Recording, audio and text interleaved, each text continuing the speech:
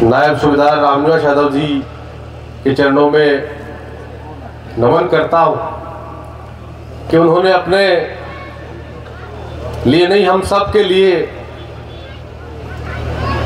इस देश की एकता अखंडता के लिए, इस देश की सुरक्षा के लिए, हम सब के लिए उन्होंने अपने जान की आहुति देने का काम किया है। इसलिए ऐसे वीर सपूत को मैं नमन करना चाहता हूँ। मैं उनके माता पिता को भी नमन करना चाहता हूँ कि उन्होंने एक वैसे वीर योद्धा को पैदा किया जिसने हमारे इस इलाके का नाम देश और दुनिया में करने का काम किया। साथियों, उस दिन जब ये वीर गति को प्राप्त हुए थे तो बड़ी तकलीफ की बात हुई थी कि हमारे बीच से हमारे एक साथी चला गया, लेकिन वो कोई इस देश की सेवा करते हुए शहीद हुए हैं। तो खुशी की बात भी ये थी कि उन्होंने पूरी दुनिया में, पूरे देश में हमारा नाम रोशन किया है कि वो भाग करके नहीं, दुश्मन से लड़ते हुए छाती लड़ा करके गोली खाने का काम किया। ऐसे वीर की हम आज बात करने के लिए यहाँ इकट्ठा हुए हैं। साथियों, मैं बहुत मंच पर चर्चा करता हूँ, बहुत विस्तार से तो आपको प्रेम सिंह जी बताएंगे, लेकिन मैं बहुत मंचों में चर्चा करता हूँ कि इस दुनिया में सच्चा भगवान कोई है, इस दुनिया में सही में किसी की पूजा करने की हम सबको आवश्यकता है और हम सबको रोज उसकी पूजा करनी चाहिए। तो हमारे सैनिक हैं, हमारे शहीद भाई हैं, वो खुद के लिए नहीं शहीद होते हैं, वो हम सबके लिए जान देने काम करते हैं। साथियों, मेरे बहुत सारे साथी सेना में हैं। जब वो अपने घर पे होते हैं तब परिवार से बड़ा लगाव रखते हैं, और जब घर से चले जाते हैं वहाँ अपनी ड्यूटी पर, तो पूरे मुल्क को अपना परिवार मान करके उसकी रक्षा सुरक्षा करने काम करते हैं, चाहे छाती पर गोली क्यों ना खानी पड़े। इसलिए साथियों, सही मायने में कोई देवी देवता कोई रूप है तो ये शहीद ही है। इसलिए इन सबकी हम सबको पूजा करनी चाहिए।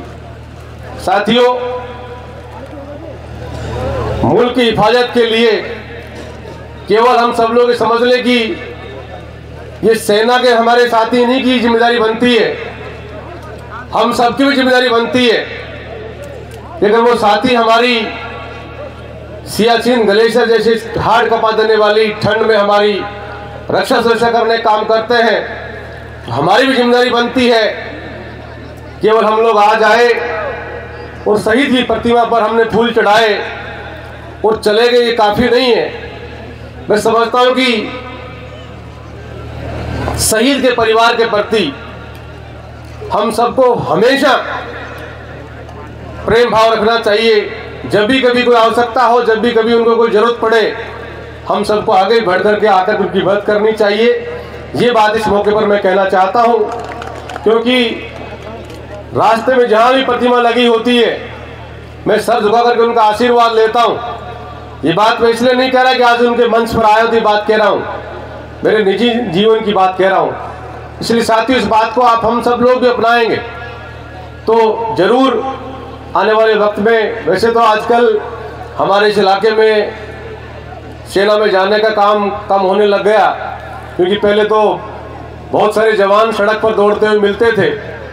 जब भी कभी हम लोग किसी गांव ढाणी में जाते, सुबह शाम जल्दी निकल जाते, तो सैकड़ों की संख्या में जवान वर्जिश करता हुआ मिलता था। लेकिन आज सड़क पर जवान नहीं मिलता है, ये भी बड़ी पीड़ा की बात है, क्योंकि हमारे इस इलाके का जवान लड़ाका है, वो घबराता नहीं है, दुश्मन की गोली के सामने छाती कर देता है, अगले का सीना छलनी कर देता है, लेकिन घबराता नहीं है। लेकिन आज ये दिन भी हम सबको देखना पड़ा कि हमारे इस इलाके से नौजवान साथी फौज में जाने का काम बहुत कम हो रहा है, क्योंकि फौज भी आजकल छोटी हो गई, इसलिए लोग कम जाते हैं। पूरी कच्ची नौकरी हो गई, पक्की नौकरी होती तो 100% लोग, हमारे पहले लोग जा रहे थे, वैसे जाने काम होता। मैं पुनः आप सबका धन्यवाद देता हूं कि आप सब लोग समय निकाल करके हमारे शहीद नायब सूबेदार रामनिवास जी के लिए आप लोग सब लोग आज यहाँ पधारे हो। मैं समझता हूँ कि आज हम सब ने उनको वापस से उनकी प्रतिमा लगा करके, हम सब तो समय पूरा होता जाएगा, चले जाएंगे, लेकिन जब तक ये प्रतिमा रहेगी आने वाली पीढ़ियों के जवान भी पूछेंगे कि ये कौन है। तो धीरे धीरे वो समय आएगा, हम तो सब लोग चले जाएंगे, लेकिन वो लोग भगवान जी की पूजा करेंगे कि यही वो लोग हैं, यही वो महामानव हैं जिन्होंने हमारी रक्षा सुरक्षा करके इस देश में खुली हवा में सांस लेने के लिए हमें अगर किसी ने काम किया तो इन्होंने ही किया था। तो इसलिए आने वाले वक्त में भी ये तमाम इनकी भले ही हमारे बीच में नहीं है, लेकिन ये जन्मों जन्मांतर तक जिंदा हो गए।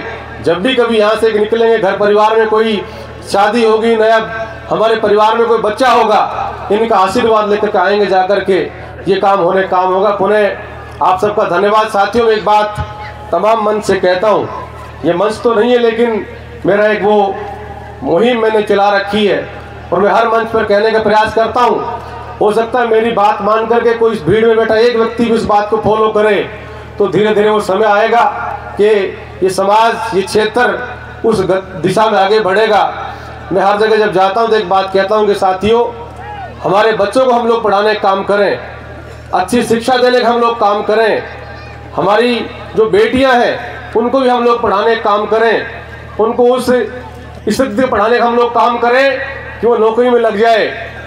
लेकिन दहेज मुक्त समाज बनाने का हम लोग प्रयास करें कि दहेज के जो बहुत बड़ा अभिशाप है, इसको भी हम सबको मिलकर के समाप्त करने की आवश्यकता है। अगर हम सब लोग इसको मिलकर समाप्त करेंगे तो जरूर इस समाज में क्रांति आएगी।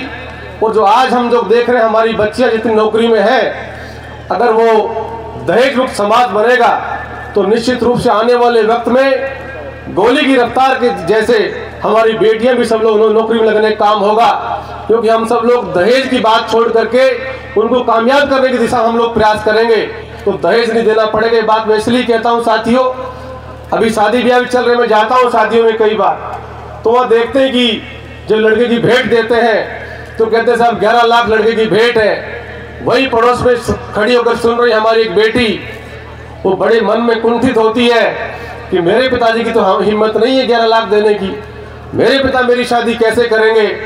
वो बड़ा सोच करके और गंभीर हो जाती है।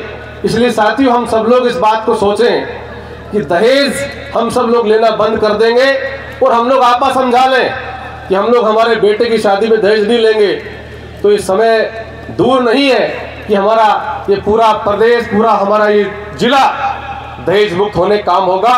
पुनः आप सबको बहुत बहुत धन्यवाद और उम्मीद करता हूँ कि आज मैंने जो कोई बात कही है, कोई एक ही व्यक्ति मानेगा तो मैं मानूंगा कि मेरी बात कहने का, मेरी बात वहाँ सफल हुई है। बहुत बहुत धन्यवाद। जय हिंद, राम राम।